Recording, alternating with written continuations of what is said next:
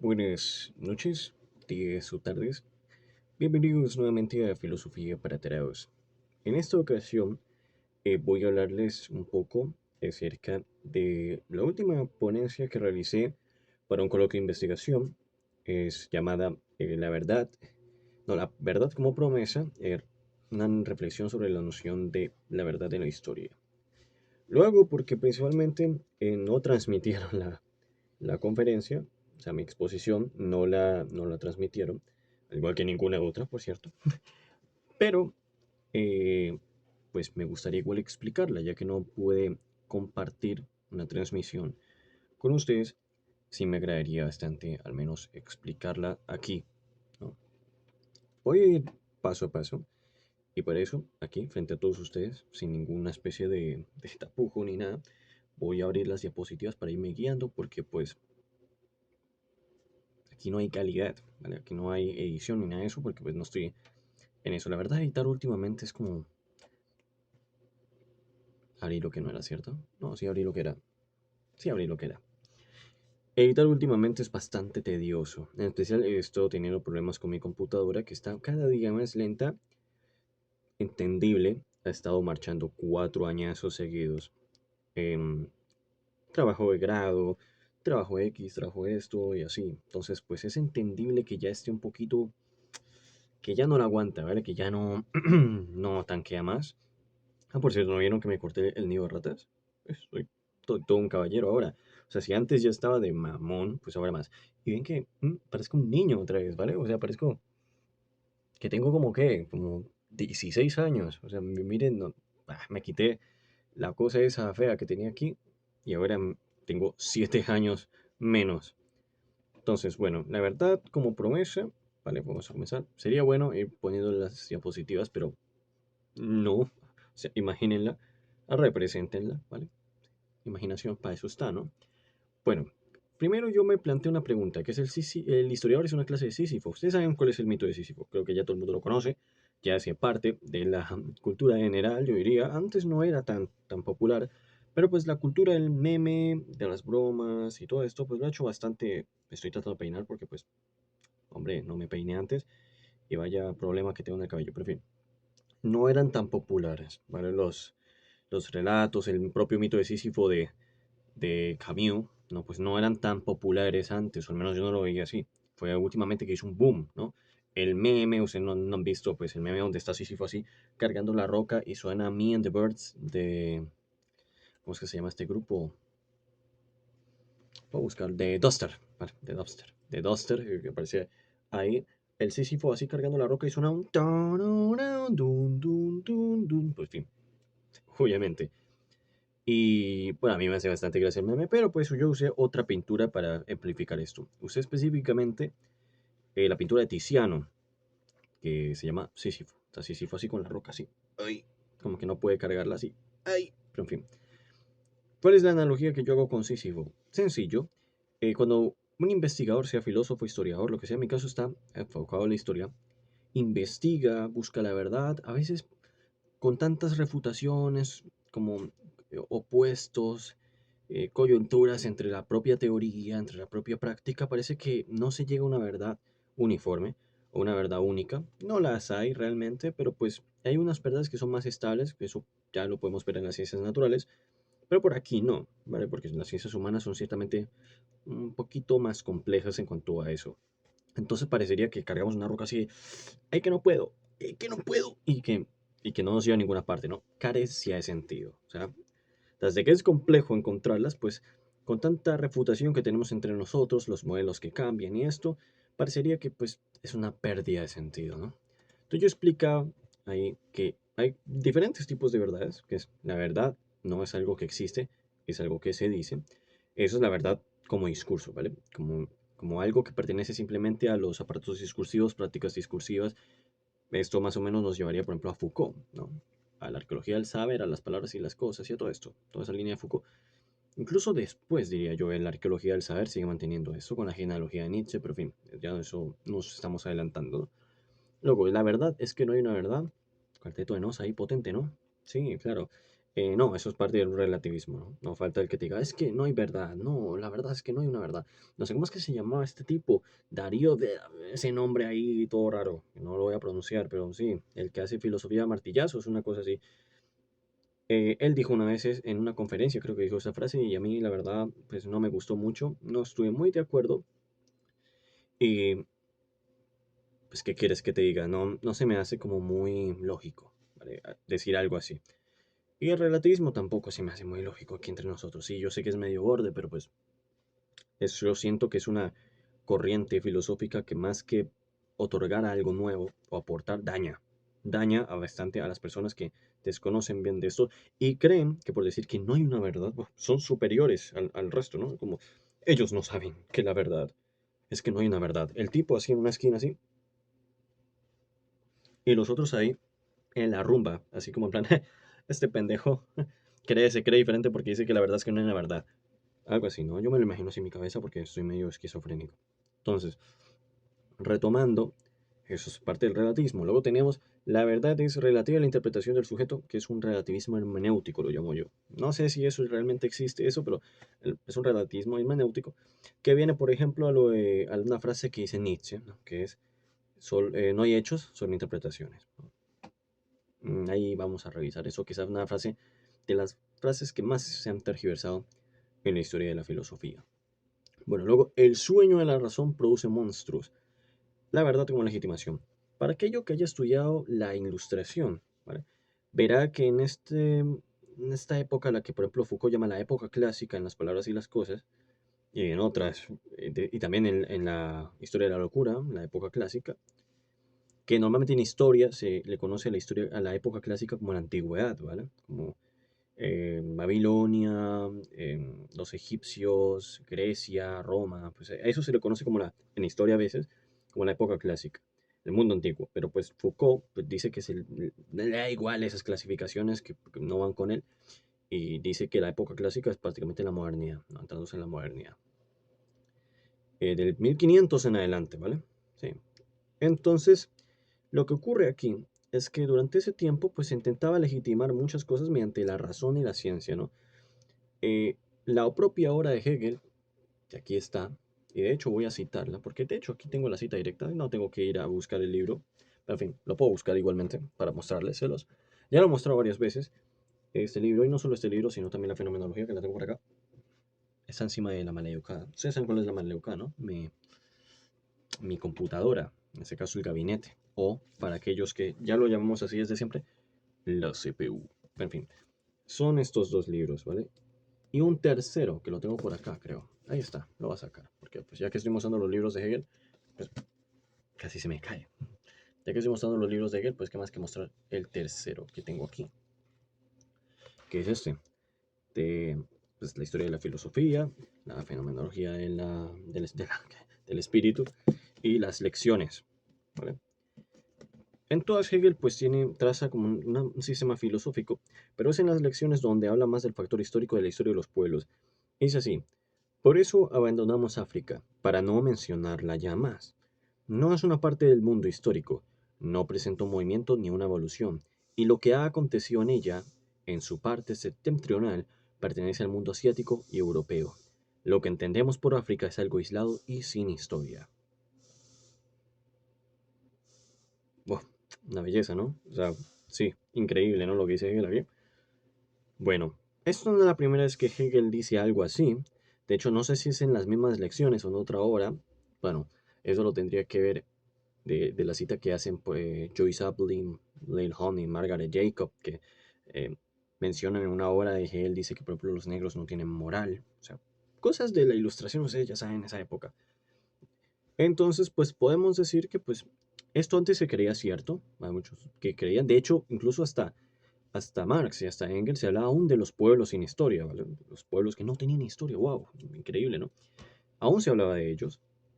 Entonces vemos hasta dónde llega la influencia, ¿no? Que se legitima sobre la razón, la verdad y la objetividad, ¿vale? Hegel no se alejaba de estas cosas, él pretendía una verdad, pretendía la objetividad y aún hablaba de ciencia, de hecho podemos verlo incluso yo tengo otro libro de Hegel aquí también donde habla de eso, pero no lo encuentro, creo que no está aquí. Exactamente no está aquí. Qué raro.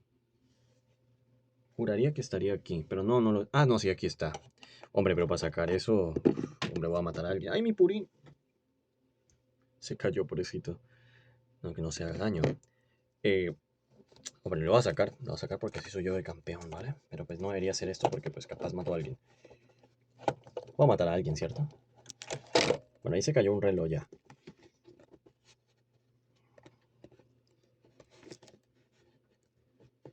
No muere nadie aquí.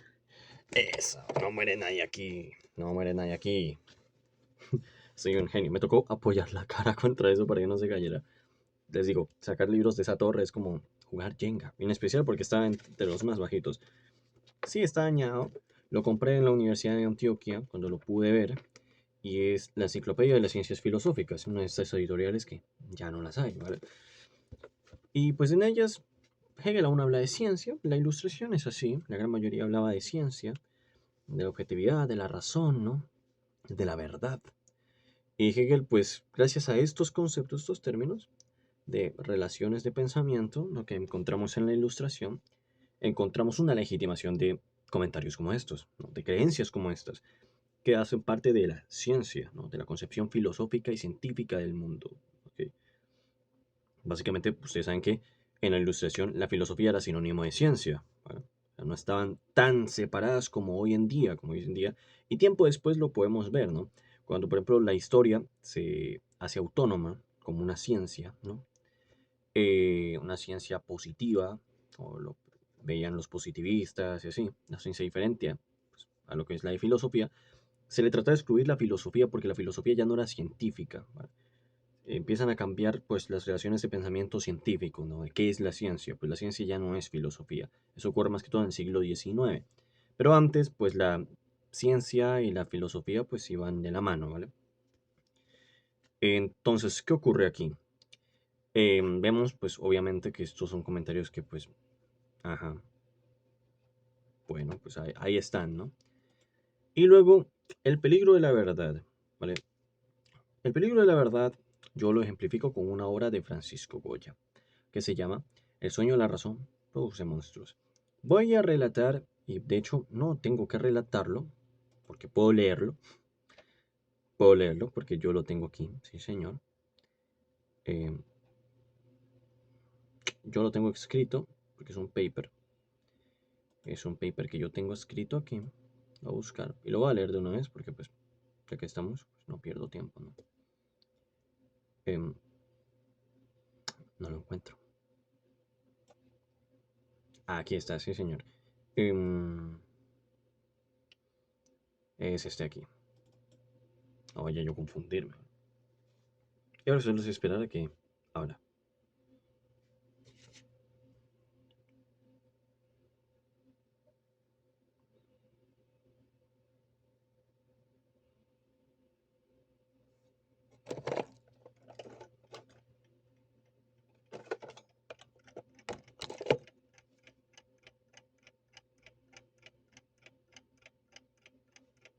Hombre,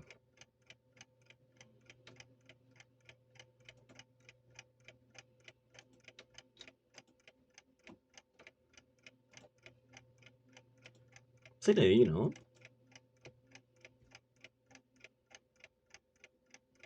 No lo va a pausar. Voy a dejar que ustedes esperen conmigo. ¿Vale? Así soy yo, de egoísta.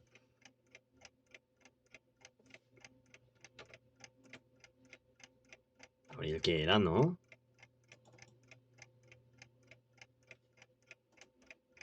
Ah, le estoy dando... Ya. Soy un imbécil aquí entre nosotros. Le está dando al que no era. Ya, ya entiendo, ya, ya. Me pegó un chispazo, perdón. Es que yo también me puedo dar, hombre, no sé, el privilegio, ¿no? De ser tonto. Pero en fin, voy a leerla ya por fin. Dice, si bien la verdad era algo de lo que ya se hablaba desde la época clásica, fue durante la Ilustración que se desarrolló un fenómeno interesante alrededor de esta: la búsqueda de la verdad en todas las cosas. La incesante búsqueda por la verdad podría llevarnos a cometer ciertos errores. Esto lo podemos apreciar en la Ilustración, puesto que la verdad comenzó a usarse como una legitimación o fundamentación de propuestas cuanto menos cuestionables. Uno podría cometer el error de analizar estos errores con una configuración mental del presente, pero es menester aclarar que la historia no es un diálogo en el cual el pasado habla consigo mismo. ¿Qué pensaría Edward Carr? ¿O qué pensaría Riquet si no hablamos con el pasado desde el presente y si no usamos el pasado como una reflexión para el presente? El sentido que le damos a la historia sería un sinsentido. Y voy a quitar esto porque estoy seguro que les está matando el... Se me cayó. En fin. De tal manera, es posible afirmar que la dialéctica del amo y el esclavo de Hegel promueve algo hoy impensable, tal y como sus afirmaciones sobre los negros y África. Ahí está la cita. Esta última, para Hegel, no era parte del mundo histórico, por no tener ninguna evolución en términos de su filosofía. Hemos de repetir que estos discursos se fundamentaban y sostenían sobre la razón.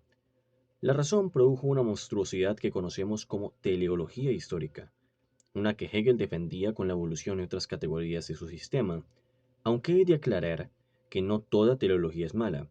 La que condiciona mediante la exclusión el progreso de las civilizaciones sí que lo es. ¿Qué civilizaciones eran dignas del progreso y cuáles no? ¿Acaso la razón no es algo universal, sino algo que reside solo en Europa?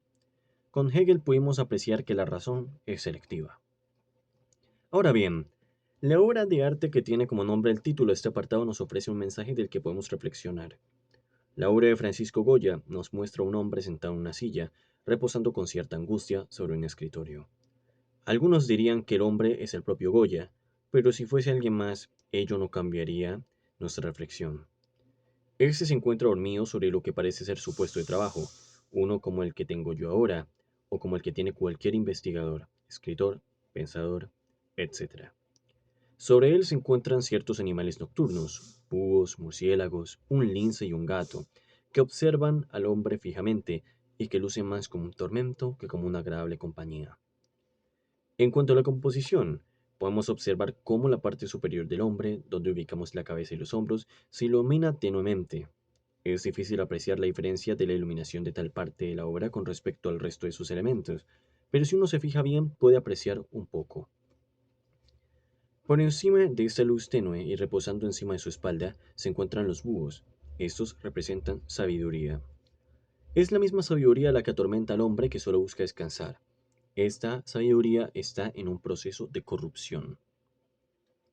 La razón, que es aquel sueño que producía sobre Europa un entusiasmo por el progreso y el futuro, podía convertirse en una pesadilla si solo era un sueño de unos cuantos y no un sueño universal, si era más ideología que cualquier cosa, lo cual terminó ocurriendo mucho tiempo después.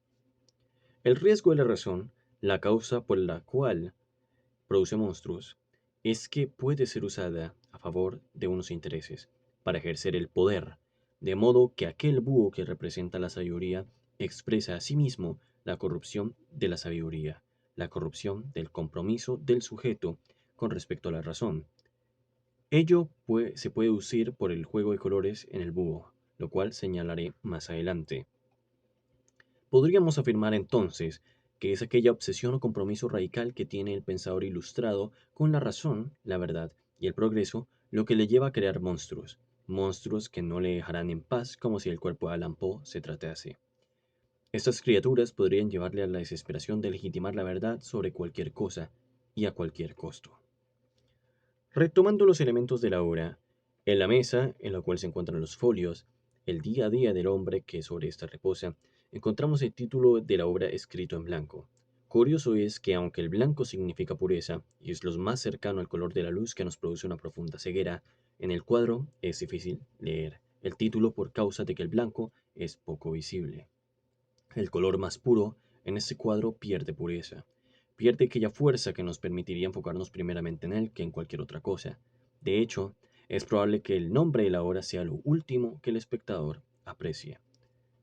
Eso también podría deberse a que el blanco de la mesa no contrasta con tonalidades oscuras, como el hombre, por ejemplo, el cual posee unos ropajes blancos representando un cierto grado de pureza, y los búhos, que expresan claridad, pero también oscuridad. Podríamos decir que el juego del color en ellos no es igual al que podemos apreciar en los ropajes del hombre. Los búhos conservan esa dualidad de color, donde ninguno prepondera sobre el otro. Continuando con el análisis, otro aspecto de interés que podemos extraer del cuadro es la transición, como si se tratase de una mutación, un proceso de transformación. En la mesa observamos los elementos del pensador, de aquel sujeto de la razón, el cual trata de descansar con cierta incomodidad, cierta angustia representada en cómo tiene que usar sus brazos para poder evitar la luz que lo ciega, que no le deja dormir, luz que reposa sobre su cabeza, donde reside la mente. Este no reposa su cabeza de lado como es habitual. Es notable que la luz le molesta, porque oculta su cabeza entre sus brazos para evitarla, como aquel estudiante que duerme en el salón de clase, evitando la luz de este, o los rayos del sol que entran por las ventanas. Encima del hombre se encuentran los búhos, como señalé previamente, los cuales, a diferencia del hombre que representa bien sea pureza o ingenuidad por el blanco de sus ropajes, representan la oscuridad y la claridad. Los búhos contienen tonalidades claras y oscuras, una dualidad de color. La claridad hace referencia a la sabiduría que se asocia al búho, y la oscuridad a la corrupción que puede atribuirse al mal uso de esta sabiduría. Analizando al lince y al gato, el lince representa la audacia, la capacidad de identificar verdades ocultas, esos dotes que el sujeto de la razón tiene. El gato, en cambio, representa en diferentes culturas la fertilidad, la fortuna, la docilidad, cosas que son buenas, pero en el cuadro toda representación se oscurecía corrupta, pues el gato apenas y es visible, dado que se encuentra inmerso en la oscuridad. Todos estos animales se encuentran en la parte inferior o intermedia de la obra, pero si aterrizamos nuestra mirada en la parte superior de esta, es decir, arriba de los búhos, encontraremos murciélagos. Estos son oscuros y no tienen ninguna tonalidad clara más allá de algunas líneas blancas extremadamente finas. Son la representación de la oscuridad, del poder, de la autoridad de las consecuencias de la razón. Los murciélagos representan la absoluta corrupción, la conclusión de los más malos usos de la sabiduría y dotes que rodean al sujeto de la razón. ¿A qué quiero llegar con este análisis a simple vista rebuscado o exagerado? Pues puedo ofrecer un ejemplo a forma de analogía con la filosofía alemana del siglo XVIII. Filósofos como Kant y Hegel fueron sujetos de la razón, que bien podrían ser protagonistas del cuadro.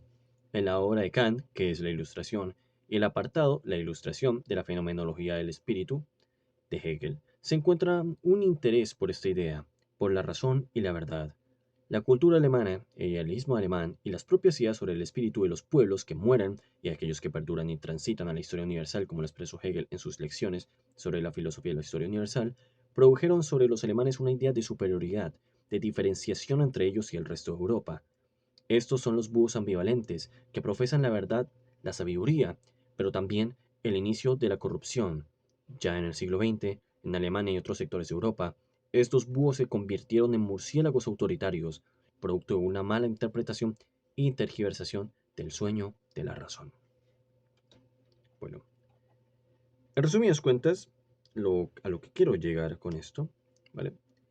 Es que todas estas ideas del progreso, de la verdad, de la razón, ¿no? Produjeron intentos desesperados de legitimar todo bajo estos términos. El idealismo alemán, que nos lleva a una especie de superioridad, ¿no? De una diferenciación entre Alemania y el resto de Europa, en especial en la obra de Hegel, porque es él, es Alemania, el centro, ¿no? Donde se radica este espíritu, ¿no? El país que es de referencia para el resto de Europa, ahí se genera una especie de sentido nacional, ¿no? Un nacionalismo. Esto ocurre bastante en el siglo XIX, o como se le conoce, la era de los nacionalismos, ¿no? Comienzan los nacionalismos, comienza ahí a sentirse la pertenencia a una idea de nación. Lo que ocurre aquí es que vemos una influencia de una obra, ¿no? Pretende justificar sus principales premisas bajo estos términos, que influencia directamente la sociedad. La ciencia ni la filosofía es externa a la sociedad. Son directamente, o sea, están directamente unidas, enlazadas. No hay una manera en la que tú puedes decir que haces ciencia neutralmente sin relacionarte con la sociedad. Lo haces. Yo lo hago, todos lo hacemos. No hay tal neutralidad. No hay tal idealismo donde el científico, sujeto, investigador, se aleja del objeto o aquello que estudia como si hubiesen dos realidades o dos campos epistemológicos diferentes, sino uno solo. No es así, ¿vale? No es así. Se ha comprobado bastante con el tiempo. Lo que ocurre aquí es que vemos que estos pensamientos, estas ideas, estas influencias, ¿no? Producto de la representación de una época, pueden llevar a transformar la realidad social, incluso más adelante de cuando fueron concebidas. Una sola tergiversación de estas ideas, porque no podemos decir explícitamente que todo esto que ha ocurrido está directamente expuesto en la obra de Hegel o demás. Son tergiversaciones de ideas polémicas o ideas que en su tiempo estaban legitimadas bajo estos términos, pero que actualmente se tratan de legitimar nuevamente cuando el campo epistemológico ha cambiado, ¿no? Cuando directamente hay nuevas configuraciones mentales, se trata de legitimar esto. Por ejemplo, con la obra de Nietzsche, una tergiversación. No es que Nietzsche fuese antisemita, no, fue su hermana, como todos sabemos, o la gran mayoría, yo creo, y si no lo saben, es importante que lo sepan, la que manipuló sus obras que él no quería que se publicaran para dejarlo a él como un antisemita porque ella sí era antisemita. Entonces los alemanes, con esta idea del superhombre y también con la idea del espíritu, con todas estas ideas hegelianas, ¿no? De la superioridad alemana, pues llevaron a todo lo que no ocurrió, todo lo que sabemos que ocurrió en la Segunda Guerra Mundial, ¿no? Entonces, es la tergiversación de ideas que están emitidas, enunciadas en otra época, la que llevan a una realidad y distorsión de la realidad completa, ¿no? Distorsión de la completa realidad social. Y aquí vemos esto, ¿no? El sueño de la razón produce monstruos, ¿no? Monstruos totalitarios y autoritarios. Y esto es lo que yo quería llegar. La verdad normalmente se utiliza como una legitimación en la ilustración, se usa como legitimación. La verdad se usa como ese argumento para legitimar las cosas, pero actualmente es muy difícil que algo así ocurra, porque los regímenes de la verdad han cambiado completamente, ¿vale? Ya no se concibe la verdad como algo único, como algo universal. Esto ocurría en la ilustración, la verdad era universal. Las leyes de la naturaleza y del mundo, ¿no? De la realidad eran verdades universales, ¿no? Eso ya no ocurre. Las leyes del movimiento histórico, del desarrollo social, ya no existen. Eso no existe. No podemos hablar de eso. Porque las verdades han cambiado. Se han dividido en categorías. Hay muchos tipos de verdades que no son lineales, ¿vale? La verdad no es unidimensional. Es multidimensional. Tiene diferentes dimensiones de enunciación y de representación. Entonces, esto es lo que a mí me interesa exponer aquí con este trabajo, ¿vale? Y es fundamental entenderlo. Partiendo de esta analogía, ¿no? De esta analogía de, primero, que la verdad, desde la ilustración, ha tenido ese peligro, que hoy ya lo reconocemos, porque hemos sufrido las consecuencias, ¿no? De un cambio total, de toda esa especie de idea de progreso, ese entusiasmo se fue cuando Europa vio que ese jardín que creían que era hermoso, vivo, ¿no? Era realmente un cementerio de las víctimas de estas consecuencias. O sea, todo se conecta en ese sentido, ¿no? Y claro, como nosotros estamos aquí desde una posición superior de cognición, donde podemos ver las influencias aquí y ver las relaciones, entendemos que tiene cierto sentido ver cómo todo esto, que incluso en su tiempo ya podría reconocerse, ha concluido en algo como lo fue la Segunda Guerra Mundial, como todo lo que ocurrió, ¿vale? Entonces es fundamental, es imprescindible tener en cuenta que la verdad puede llevarnos a estos peligros, a estas legitimaciones de ciertas creencias, de ciertos prejuicios, que se confunden, ¿no? Porque se confunden, se tratan de argumentar sobre la idea de una razón, una objetividad y una verdad. Bueno, dicho así, yo creo que pues voy a dividir esto en varios capítulos y este ha sido pues el primer capítulo de mi ponencia o mi investigación que se llama la verdad en la historia, no, la verdad como promesa, se me olvida el nombre, ya mis cosas, ¿no? La verdad como promesa, una reflexión de la noción de la verdad en la historia. Sin más que decir, muchas gracias por ver y espero verlos aquí próximamente. Adiós. Bueno, tengo que hacer así otra vez con la mano.